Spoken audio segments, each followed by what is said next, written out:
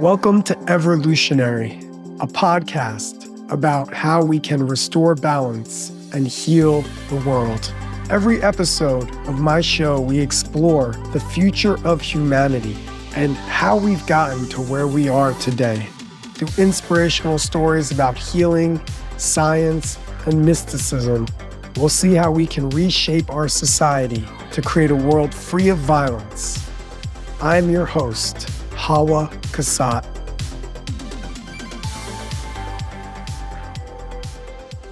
All right, what's up, y'all? Welcome back to Everlutionary. This is the podcast. We're out here thinking about the ways to bring this world together in a time when we sorely need some understanding and some compassion.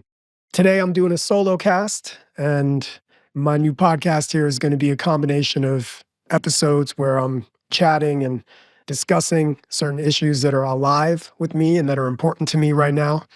And then sometimes my podcast is going to be me talking with guests and connecting with guests and learning and partnership and dialogue. So a little bit of both. And today I really was leaning into what's alive for me, which is the binary. And when I say the binary, I'm referring to the multitudinous ways that we as people in the world right now are faced with conflict, are hurting, to understand why it's so hard to create peace. There's a plethora of violence in the world, and we need to take some time to understand what and why there is so much violence in the world. What's the cause of it? We're not going to get into all of it in this one episode, but we're going to just start digging into some of the pieces that are alive for me right now. Some of this is coming up because of things I'm seeing on social media, things that friends are posting and not posting, and listening and reading and following articles. And I'm realizing that a lot of the pain, a lot of the misunderstanding is rooted in us living in these binaries of black and white, of right and wrong, of good and bad, up and down, order and chaos. It's this binary set of ideas that has us trapped. And we're trapped in our creative thinking, we're trapped in our problem solving, we're trapped in our ability to listen to each other and perspectives that might be different than our own. And so I wanted to take some time to connect around that. The reason we're having such a hard time in listening to each other. I'm going to bring my understanding of binary to you through an old story. This is kind of some of what began to help me deconstruct and realize that the world was not just black and white and that it's filled with nuance. It's filled with texture and layers and colors that we haven't yet even seen. And for me, that journey of exploring this binary set of ideas, it began all the way back in high school. When I was a senior in high school, I found myself in my bedroom with a pretty large bag of psilocybin mushrooms, the kind that make you trip, hallucinate, the ones that bring you into altered states of consciousness.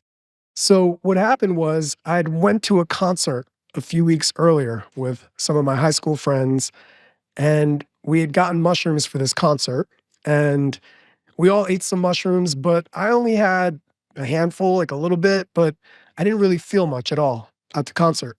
But we had a great night. All of us had a great night together. But when I came home, I still had some mushrooms left over, and they were sitting in a bag, and it was a sizable amount of mushrooms that were sitting in this bag. And so a few weeks later, I'm at home, and it's like myself alone in my bedroom, and I'm very curious, and I'm wondering, I barely felt much the first time.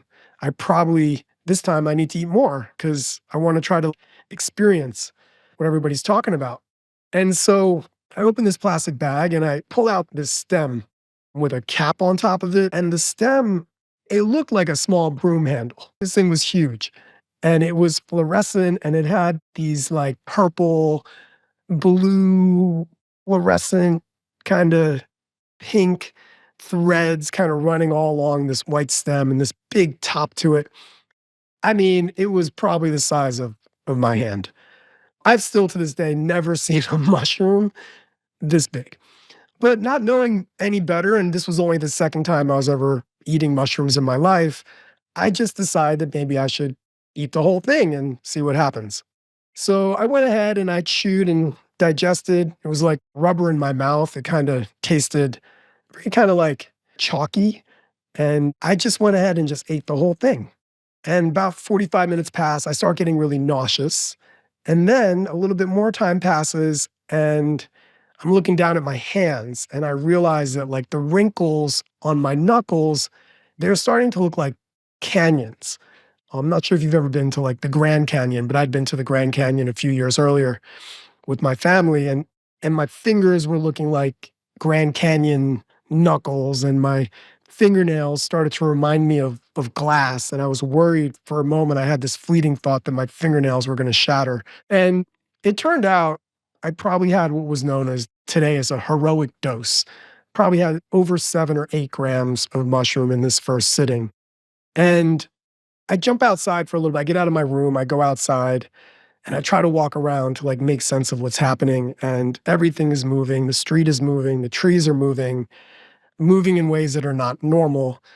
I go back inside because outside it was way too much activity. There was people walking by me on the street, and I was like, this is not going to work. So I go back inside to my bedroom. I close the door and I lay back on my floor against my bed. And at this point, I'm just thinking to myself, damn, what have I gotten myself into? And it's funny because back in those days, I've always been very curious, and I'm still very curious as a human. It drives a lot of my searching. And my friends often would say that my curiosity would kill me one day. And I would always respond, yeah, but curiosity saved the mouse. I had this penchant for being affectionately curious, but I also had a penchant for doing things alone. And that's why I was alone in my bedroom. So I'm in the room at this point, and everything I'm looking at just feels really intense. So I decide it's time to just maybe I just need to close my eyes. So I close my eyes, and I'm like literally just wanting things to turn off. And so I'm searching for darkness as I close my eyes. And as I close my eyes and I'm looking for darkness, I'm really unable to find it. Behind my eyelids, there's fractals of colors. I was like falling into darkness. I was actually wanting darkness. I was looking for darkness because I just wanted something to like slow down and something to kind of hold me. So there was less stimulation. But even with my eyes closed and even in the dark, it still was very vibrant. And at that point, I realized that maybe the difference between darkness and light, maybe they're not really that different. Maybe there's this space where darkness and light, they dance together. This is in high school. And now, years later, I'm reading the Tao Te Ching, written by Lao Tzu. Of course, this is an ancient text of Chinese philosophy, one of the perennial texts of Taoism. And in the Tao Te Ching, Lao Tzu, he's exploring what is known as duality. And duality is the understanding of the binary, really. It's dark, light, on, off, good, bad. It's the opposites is duality. And in this idea of duality, what we know is that one part of the puzzle cannot exist without the other part of the puzzle. Meaning, for those that really explore this philosophy of duality, we understand that actually light cannot exist without darkness. If there was no darkness, there would be nothing to compare light to. So we would never have a comparison for us understanding. And also, these opposing forces are what create space in the universe for expression, right? They need each other, and in many ways, they are dependent on each other. So Lao Tzu writes a lot about duality. This idea of duality is explored in the Tao Te Ching. And we understand at this point through the Tao Te Ching that light and dark are not opposing forces, but they're actually complementary forces. Lao Tzu believed that each only exists because of its relationship to the other. right? Let me say that again. Each only exists because of its relationship to the other. In other words, like we wouldn't be able to experience the zebra without the stripes. If a zebra didn't have stripes, it wouldn't be a zebra. In some modern day ways that this idea has been recasted, it's been recasted as interdependence, right? So not independence, but interdependence, meaning we have to understand that even though independence is really important as a principle and as an idea, it's also important to know that interdependence is just as important, right? Similar to competition and cooperation, our world is hyper focused on competition. And because of our hyper focus on competition, we've lost our understanding of why cooperation is so important in our political, our economic, and our social systems. And the United States and our current political system is a great example at the moment of how the lack of cooperation, the lack of listening to perspectives that are different than the perspectives that perhaps someone is adamantly holding on to is the reason why there's such imbalance and such dysfunction, right? There's dysfunction because these are complementary forces. They're not opposing forces, they're complementary. So there needs to be as much cooperation as competition for the system to actually thrive. So this nuance of on off, good bad, right wrong, true false, winner loser, us and them. We can go right there now. We've seen this, we've heard this as a continual part of the story that we are trapped in right now as humanity. We have trapped ourselves into camps of us and them. This is the binary, right? This is right and wrong, good and bad. Us and them leaves no place and no space for the nuance. And the nuance is actually what is critical in peace building. It's what's critical in creating mutual understanding. And if we don't break out of the trap of the binary thinking of us and them, we'll continue to be trapped within the cycles of violence, the cycles of war, right? So the pitfall of this binary thinking is that we're not seeing the spaces in between. We're not seeing the shades of gray. We're not seeing all the colors. And it continues to divide us, and it will keep further dividing us, right? Because it manifests into lazy thinking. It bludgeons our thinking. And when I say it bludgeons our thinking, I mean it makes us dumb. It makes us unable to creatively problem solve. And that's where we're trapped in. That's why we're trapped in this binary, this us versus them. Right now, we're going to be able to apply this in so many ways in a minute. With this framework, a framework that was in some ways like first revealed to me on a pretty intense mushroom trip that I had in high school.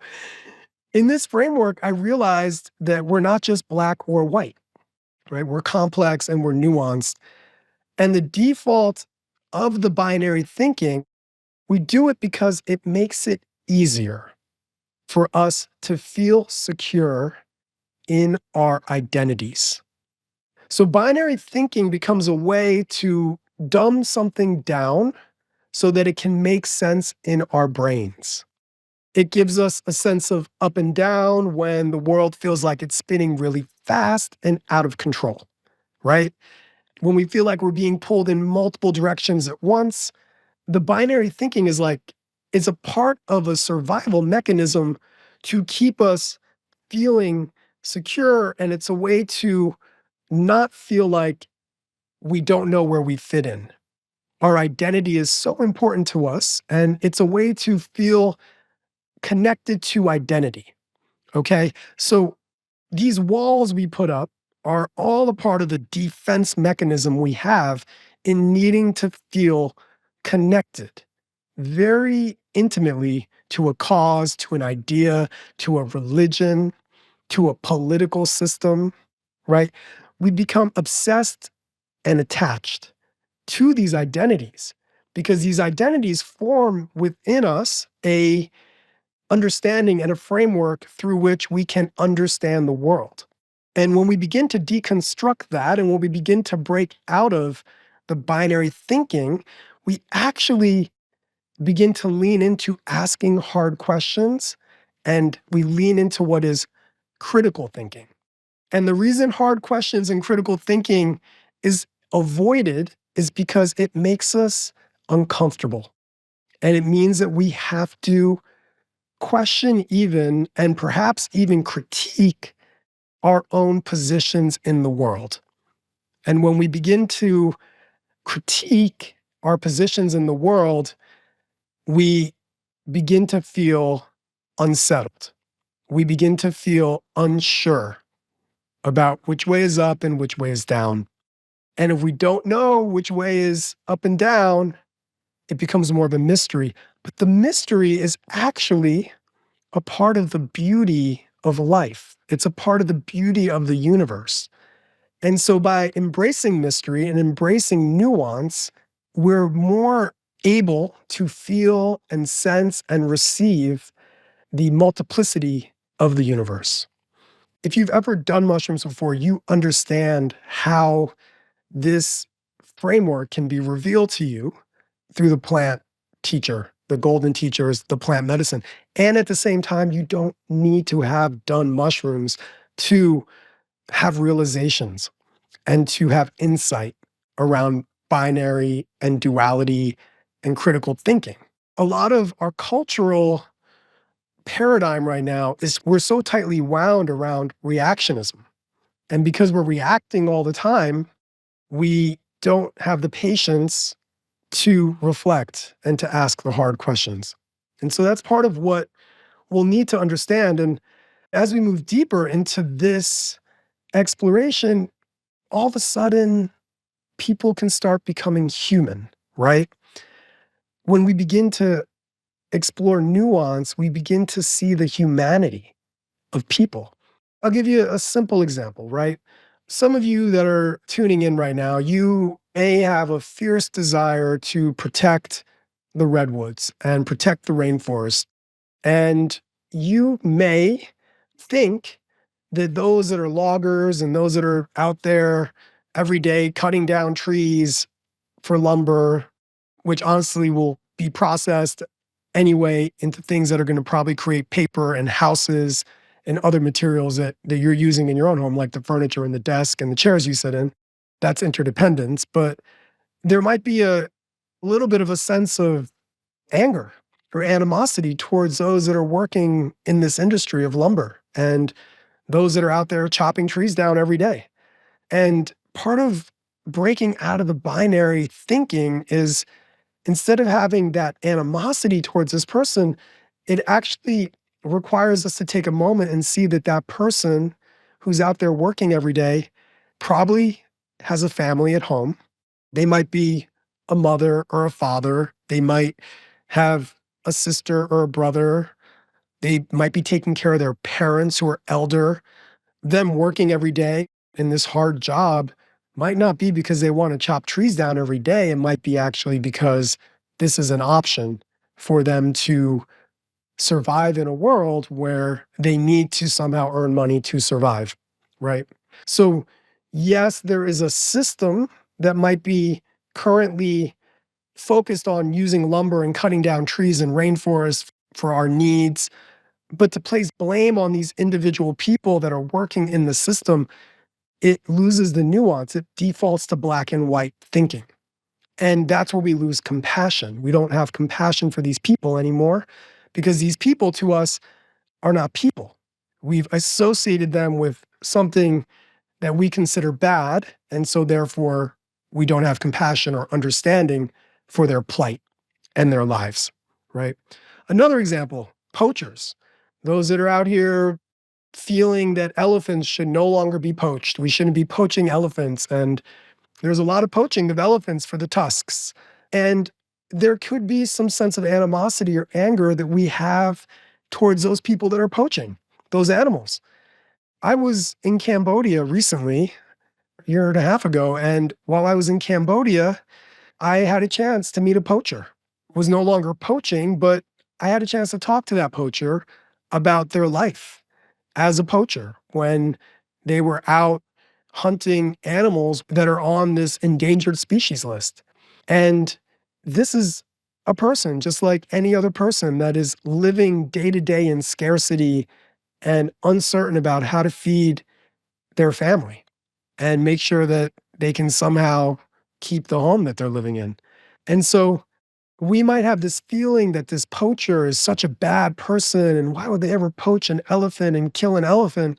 But what I learned when talking to an ex-poacher was that this person was drinking tea with me and actually really didn't love what they did, but it was the only way they could earn any money in a place where there were no jobs. And so now we've began to humanize people.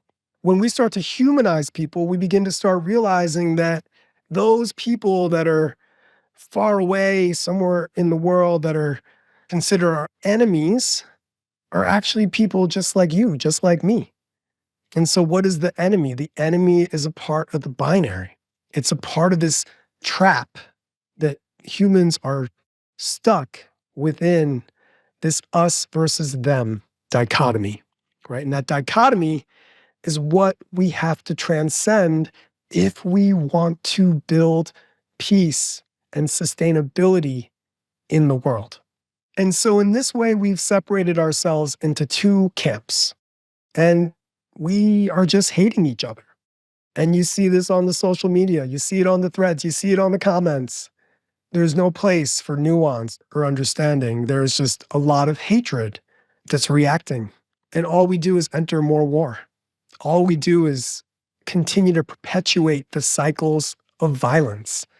And we don't enter any space that involves collaborative thinking, problem solving, understanding our inherent humanness, understanding how being human is really, really hard. It's hard to be human right now. And a lot of people, we're doing things that we don't want to do because we're living in a system where our choices are limited. And because our choices are limited, we're doing things that are out of scarcity and survival. And you can feel that there's this misalignment. If you don't feel happy at home, if you don't feel happy in your job, if you don't feel like your community is thriving, it's not because of the individual people around you, it's because the system itself and the culture itself has become so ingrained and pushes us towards this direction of predatory behavior, of othering people. And this is a learned behavior. It's not something that is insurmountable. We can break this down through education, through practicing kindness. Jeanette Rankin, she was the first woman to ever hold federal office in the United States. And one of my favorite quotes by Jeanette Rankin is, "You can no more win a war than you can win an earthquake. You can no more win a war than you can win an earthquake." Because we're fighting and destroying each other, but we haven't realized our interdependence and we haven't realized that we actually need each other to survive. And we see this being perpetuated through nationalism and intense, over the top patriotism, which prevents us from seeing our place in the world also as world citizens. Again, we're back into the binary. So this keeps going, right? This keeps perpetuating. If you're not willing to see the other perspective on the other side, it perpetuates because we think that it's either my way or it's the highway. If you don't believe in my God, you're going to hell. If you don't follow or eat my kind of diet, then you don't care about the environment. If you don't speak our language, then you're not welcome here. If you don't adhere to my political ideology, then we're going to cancel you. If you say something wrong, we're going to cancel you. We're in a physical, psychological, emotional, and spiritual war because we are polarized and divided. And our chances of long-term survival as a species, it actually decreases when we don't feel into the nuance and we don't soften our rigid thinking.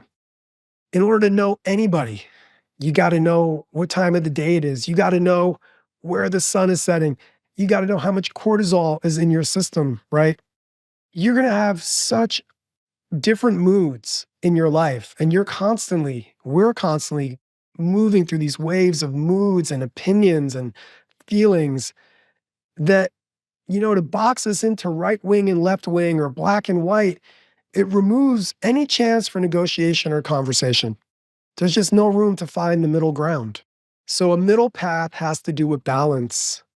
It's really learning that sometimes you got to lean a bit to the left and sometimes you got to lean a bit to the right. And nothing you do today is going to define who you are for the rest of your life. In this way, peace and perspective, these are action words, right? They're verbs. So, the older I get, the more I realize that I can't keep making declarative sentences and statements about my own life because I'm constantly changing. I am not the same person today as I was 5 years ago, 10 years ago. I'm not the same person today as I was this morning. We're changing every minute. And without the compassion and the acceptance of that reality, then we've lost the entire field of evolution and conscious evolution, which is really why we're in this predicament that we're in right now. Sometimes I hear my friends, they say, like, this will never happen, or it's always going to be like this. You've heard this. It's part of it's pessimism. And it's a story. It's a narrative that we have. But I know now in my life that never and always, these two words are also part of the binary. Never and always. I try not to use either of those words in my dialogue, in my conversations with friends, with people. Never and always are a part of that duality. And to say that it's always going to be this way, we lose the ability to rewrite and tell a new story. And we lose the nuance of how much agency we have to create change in the world, which is what the world needs. It needs all of us to wake up and not diminish our hopes, by limiting and getting trapped in binary thinking. Don't limit the possibility of your potential because we see how things have been changing. And we can always lean into knowing and remembering that human civilization and culture is nothing like it was 50 years ago, 100 years ago. Some of you tuning in, you can remember a time when there were no cell phones. You might remember a time when you used to have to literally take out a paper map and write down directions. You may even remember a time when there were segregated schools. You might remember a time when a Black person couldn't drink out of the same water fountain as a white person. You might remember a time when same-sex marriage was illegal. So if we look at the change that we've made socially, culturally, scientifically, we can see that serious change can happen in just one generation. We don't have to wait. We can learn from the progress we've made. We can replicate, magnify, and amplify it. And that's part of how we start breaking out of the binary. We don't have to wait. We have to believe that we're writing a new story, that the old story is dying, and that we're creating a new story for humanity and the world. And let's learn from the progress we've made. Let's amplify it. Let's replicate it, and let's magnify it so that we can come together and build a world where all of us belong and where we can feel real peace. Ashe, Aho. Thanks for tuning in. Everlutionary, restoring balance and healing the natural world, is brought to you by me, Hawah Kasat. If you would like to find out more about me and my story, head to hawah.us. That's HAWAH.US. And then make sure to search for me in Apple Podcasts, Spotify, and Google Podcasts, or anywhere else podcasts are found. Make sure to click subscribe so you don't miss any future episodes. Thank you for listening. Stay in touch. Peace.